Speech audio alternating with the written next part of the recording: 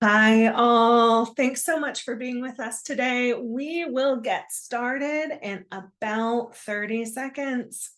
In the meantime, I invite you to leverage our chat today, as well as our Q&A. We will do our best to get that information back to you in the chat or the Q&A during the webinar. And if we don't, we will certainly follow up with answering your questions. As just a point of housekeeping, you will also get a copy of these slides as well as the recording after the show. So thank you again for being with us today. It's a busy time in August at the start of the semester, and we value your time. Thank you. All right. I think we've let everybody in who's here today, and we're excited to be with you again. Thank you for coming to our August feature focus, Smarter Alerts and Better Outcomes, making the most of IntelliBoard's notifications. Today, as it is the start of August, we are going to put a back to school flair on this. So again, use the chat, use the Q&A, add your ideas. We're educators here. We all have had strategies and they're too good not to share. Thank you for being with us today, and let's go ahead and get started. At the end of today's session, we will understand the goal and opportunity of that targeted action. It is one thing to have access to data. It is another thing to prioritize and take action of getting the right data into the right hands. And we need to make sure that that's done in a way that is fluid, organized, and automated. So the goal and opportunity of that targeted action, the types of notifications that you have within IntelliBoard, your array of options, and some best practice and examples, top tips of targeted notifications for back to school, but also supporting efforts during the semester. So again, thank you for being with us, and we will jump on in. So there's a lot of new faces in this chat. So beloved clients, thank you for being here. There's a lot of you, but a quick interlude of what is IntelliBoard. We're going to jump right into the next slide. Simply put, for the last 10 years, we've empowered institutions with transformed LMS data. What does this mean? This means there's a lot of data in the back end of that LMS, and we have a responsibility to make sure that it's actionable, that we can make a difference in those learning outcomes in term. So we do this in various ways by summarizing, visualizing, comparing those key metrics. We're integrating with your LMS and those permissions, but also allowing you to bring other people, academic advisors, athletics, dual enrollment coordinators, grantees, lots of different people who live outside your LMS and ought to live outside your LMS, right? Providing them with in-term LMS data, advanced visualizations that are also personalizable to your campus. And today, really what we're talking about is that in-term insights that enable that immediate action, right? Not waiting until it's too late at the end of a semester when that final grade is posted to the SIS when we say, I just wish I had known, right? So that's what we do. And how we do it, we work with different entities across your campuses. These are our personas, right? This is who IntelliBoard is for, and there are more, right? Parent or guardian could be included in this list of persona. A grantor office could be listed, veterans, international students. All of these different people provide wraparound care to our students, their educational and their tuition dollars, right? And everyone, right, can use the notification strategy and the notification feature within IntelliBoard. Just a little bit about me. I've been at IntelliBoard for a while, but before that, I was the director of first year experience at a 4-year institution. We had high Pell eligibility. We had high first generation college students. It's my heart. It is why we do what we do to support these students and support their persistence in institutions of higher education. And I was one person and I wore multiple hats, just like you. We have a responsibility of saving you all time. We have the responsibility of creating some stopgaps and ways to automate some of these workflows to inform the work you're doing and to make it easier. And that's really what we're here today for, to talk about these notifications and how it can work across your campus. So thank you. Go on to the next slide. How do we make this happen with notifications? We're going to stay at 50,000 feet today for the notifications. We're going to talk about ideas and big pictures. For our clients, you have your account manager and your solution consultant. I would encourage you to take out the proverbial pen and paper, make some notes, jot some ideas down of how we can take the second step with that data. You've given them a dashboard, right? You've rolled out to your deans and department chairs. You've rolled out to your instructors. You've rolled out to your athletics.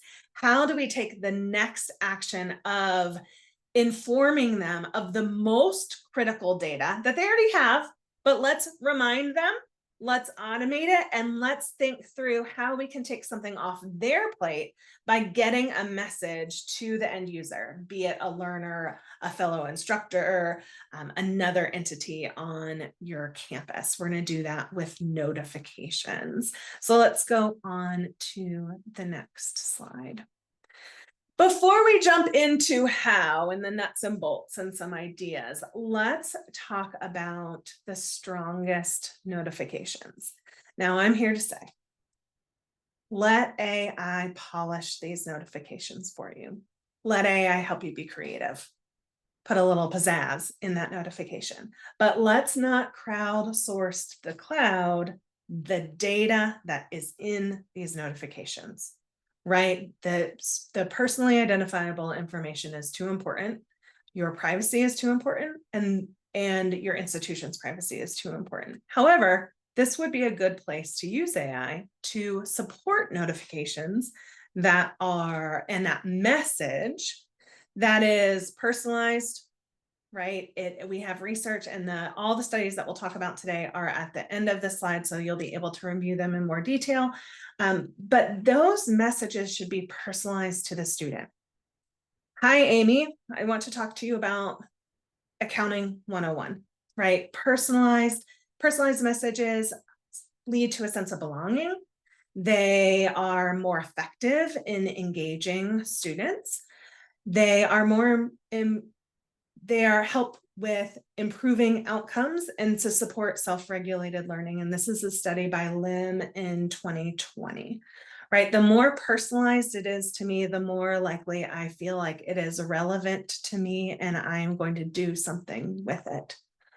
Also, transparency. We talk a lot about the hidden curriculum, especially for our first generation students, understanding what it means.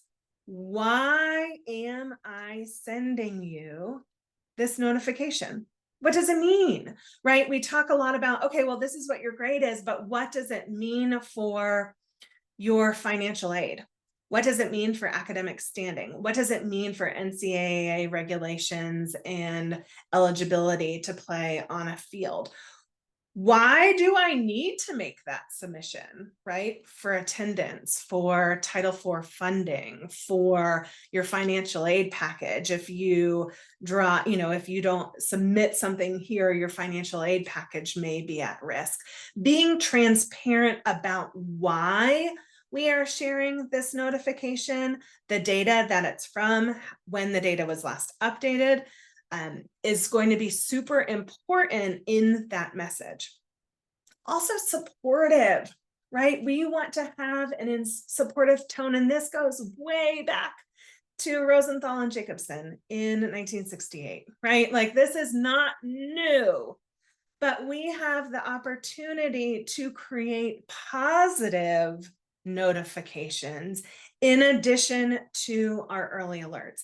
I think a lot of the time, and it's a valid, right? We need to be providing the capture, the safety net for those students who are at risk and falling behind. That's where I need my instructors and academic advisors and all the support systems to be intervening with those students.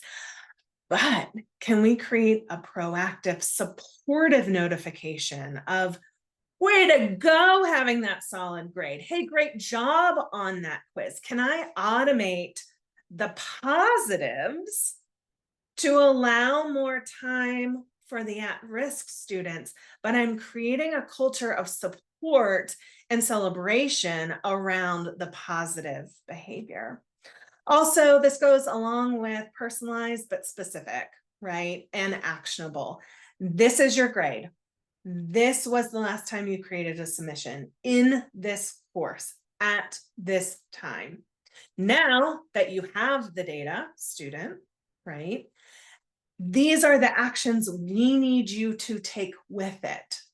Go to office hours. Here are my office hours. Study this section in this topic in the LMS.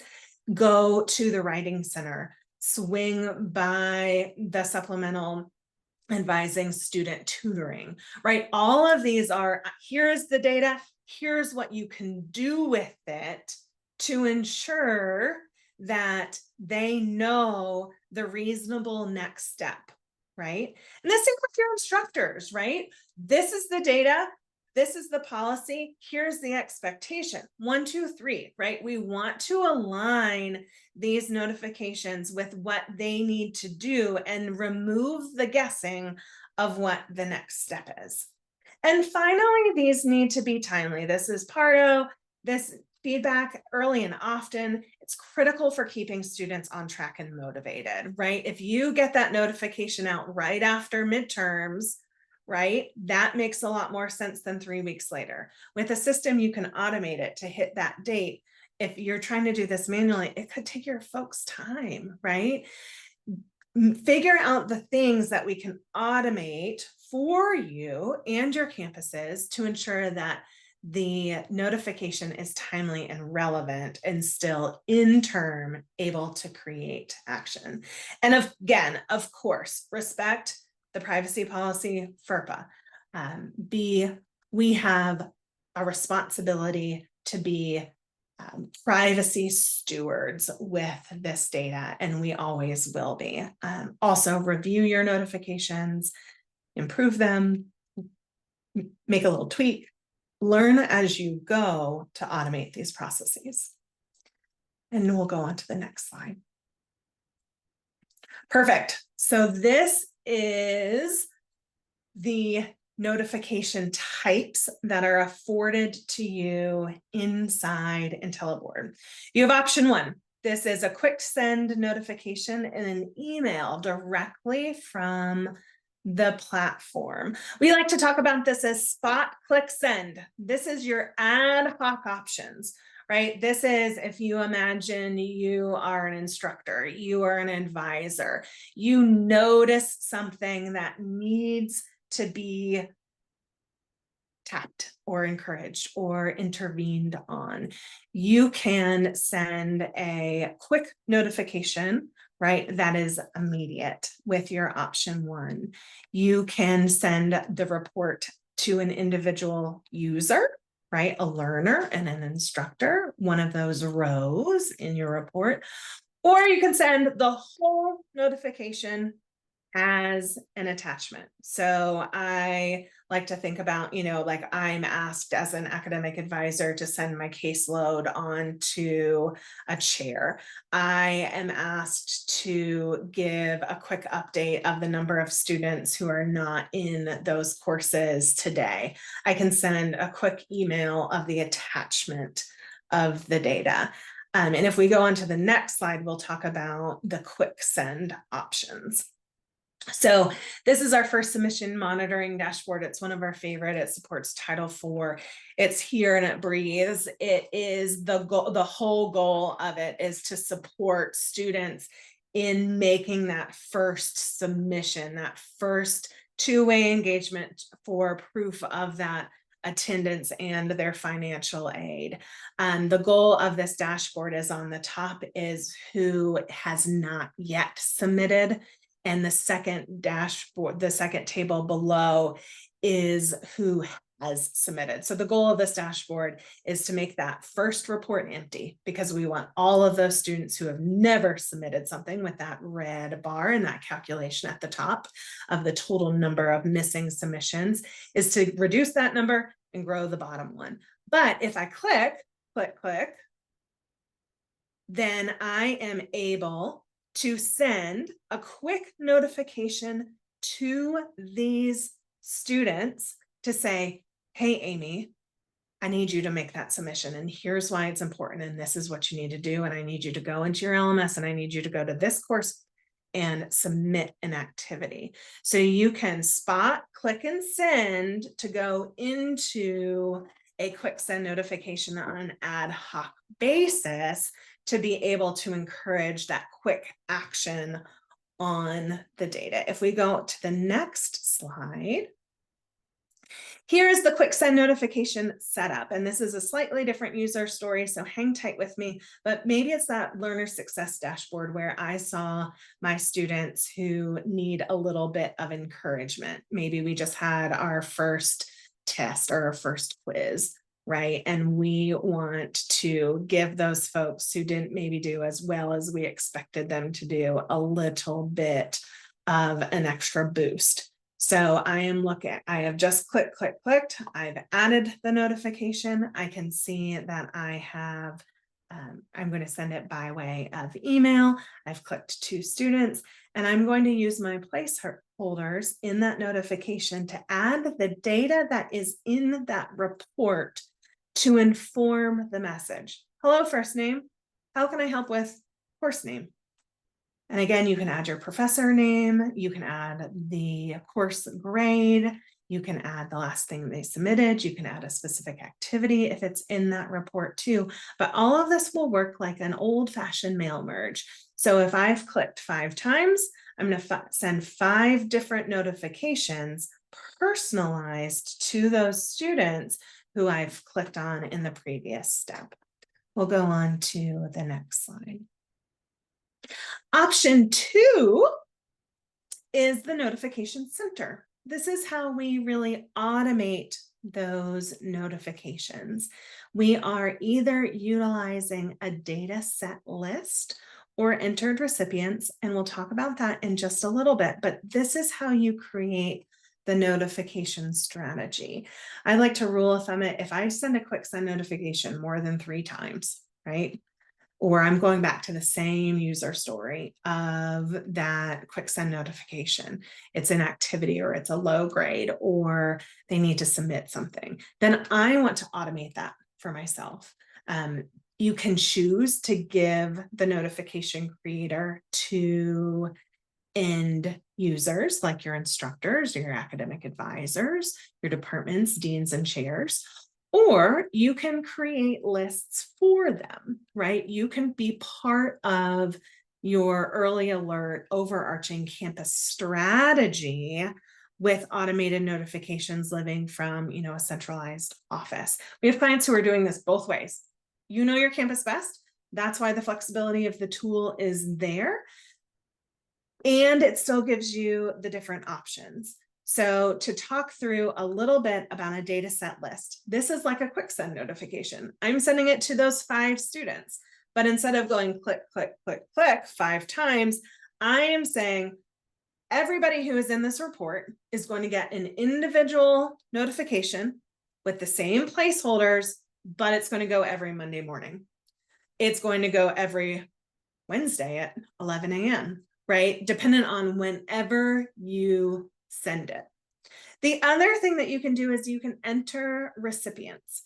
You can say, I need this to go to a particular person as an attachment of this full report.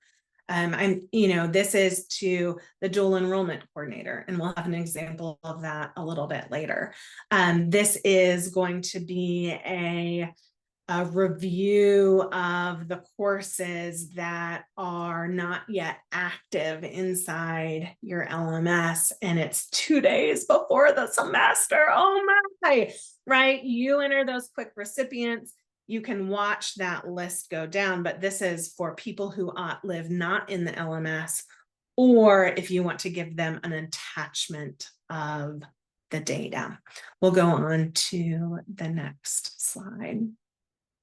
So I want to talk a little bit about some practicalities here and what this means as a way of, as part of our end users, right? I want to take us back to the other feature focus that we had earlier in the summer and talk about how we do it a little bit more. So Annie, our academic advisor, right? And how does Annie only see her academic advisees? Because again, we are going to be super aware of that the data that we're sending is to the appropriate people. Annie is going to get an organizational role of academic advisor, which means she only sees certain reports. She's created as an IntelliBoard user. She only sees her advisees. And again, this can be an academic advisor. You could also insert instructor here. You could also insert dean here, athletics, dual enrollment coordinators, any, different personas as that org role, but we're being very confident that we're only creating areas where people can only see their correct people. So we're going to go on to the next slide. And we're going to use the learner success dashboard as an example here of how we're supporting this different special populations with one dashboard. And here's where we want to automate it. We've already gotten this dashboard out to parents and guardians, out to advisors, and out to the athletics. They have it, right? So they are able to log in, they're able to see, they're able to work this into their normal workflows, but then we're going to automate it for reminders for each of these different groups because these folks are busy. And I need a reminder of when I have a dentist appointment, and maybe they need a reminder of to go back into that dashboard. Or maybe you just want to source out the most important data from this dashboard and get it into their hands on a Monday morning. And again, maybe you want to create, instead of asking the academic advisor or asking athletics to give the positive feedback, your office or they can automate that positive message to their individual students to give them a virtual high five, right? So that's where we can start looking at each of the dashboards that are deployed to these end users and picking out the pieces of data that need to be delivered to them on a regular basis. And we'll go on to the next slide. Right? We can look at this by saying we're going to go into that report and we're going to schedule it. We're going to filter that report however we want to do. And again, the example could be a high school here, right? I want to automate it to only go to this particular high school for dual enrollment in this particular story. And then I'm going to schedule it, right, on an automated basis with that limited data just about that one particular high school. Again, that high school could be a sport. It could be first generation students. It could be students who are on academic probation or, right? Like whatever those most critical components of your institution's policy or QEP, what you're focusing on, that can be filtered and automated to these individual people. In this example, we're scheduling, again, that attachment, but again, you can schedule an individual notification to an end user as well. We'll go on to the next slide. So back to school. What are some ideas that we have? And I would encourage you to also drop into the chat at this point your ideas and questions too. But I just wanted to spend the last little bit here, before we jump into some other just helpful best practices, thinking about examples. Inactive courses, right? Which courses have not been published or are not live for back to school? Potentially giving a instructor a reminder that they haven't posted a syllabus yet, because that's an important policy for us. So, hey, instructor, I noticed that you don't have a syllabus posted yet in your courses. Let us, here are the resources, here's the template, this is the policy, this is the date that I want it done by, that we need it done by for the students, right? Instead of having to go through that on an individual courses, you can look at that in an aggregate view and send that notification by looking for an activity named syllabus, right? Courses with no enrollments. I'm starting to think about my registrars. How busy are our registrars at the start of a semester? Our deans, our department chairs. We are thinking about whether or not we have enough seats. We're watching those enrollments go up and down. We are maybe needing to open another course. Maybe we need to close a course. So courses with low enrollments or no enrollments. I'm an instructional designer and I need to see courses that have low RSI activities, right? That regular and substantive interaction. Where are my activities, my courses with lower activity counts, right? How do I need to prep those? How do I need to reach out to those instructors? How can we look at that from one instructional design office and automate that into the hands of deans, right? Like, I want to ensure that that information is getting out in a timely way, but I can't go into one individual course individually, download it, attach it to an email, and send it out. Like, I need some ways to automate my workflows to allow me to do this quickly and efficiently. Send a notification to an instructor who maybe hasn't logged in yet. Maybe it's an adjunct. Maybe they don't know the expectation, but again, not to be punitive, but rather in the spirit of preparation for the start of the semester. Then those next three, those learners, right? It is all hands on deck, right? I remember, and I know that this is a reality for several of us, students who have a schedule, who you expect to return, who don't know that they need to communicate that they're really not coming back to school, right? And this is even harder if it's just an online program. Students who have not logged into the course, students who have not accessed a course, students who have not made a submission. These are all critical data points at the start of a semester and back to school to understand the health of these students and the engagement of these students in their courses. If you get that data 2 weeks later, that's too late, right? They've missed their submission. To be able to do that manually, course by course by course, is not an administrative task that any of us have time for. However, having a list of students who have a enrollments who have not logged in is an immediate way to tackle and intervene with those students. You can send that student an individual email, but you can also figure out that list to start calling. Students who have not accessed a course but have logged on to the LMS, they're there. They're participating in 2 of their 4 courses. What happened to these 2? Oh, they're at risk because they haven't made a submission either. All of this can be automated to several entities across campus to provide that wraparound care for their institution. Learners with no enrollments, right? You expect them to be back, but they don't have a schedule. Learners that their emails don't match in the system, or courses with no instructors. And again, drop your ideas into the chat. Thanks for doing that. And let's all crowdsource how we can support one another in these notification efforts. On to the next slide. Perfect. So this is some best practices and tips that are inside IntelliBoard. You have the opportunity to use those placeholders. Every single data point that is in that report also can be a placeholder to those individual users that are getting the email, right? Personalize them, use them, add a column if you need or want to be able to add it as a placeholder.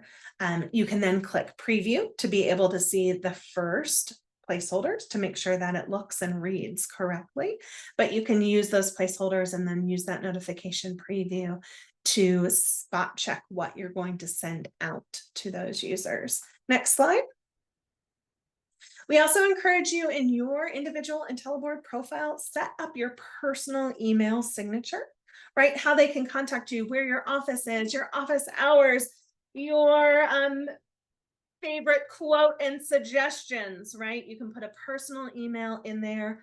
Also, as a pro tip, you can review your language and your time zone and your time format and the date format of your preferences for IntelliBoard in the account settings. That's under your profile.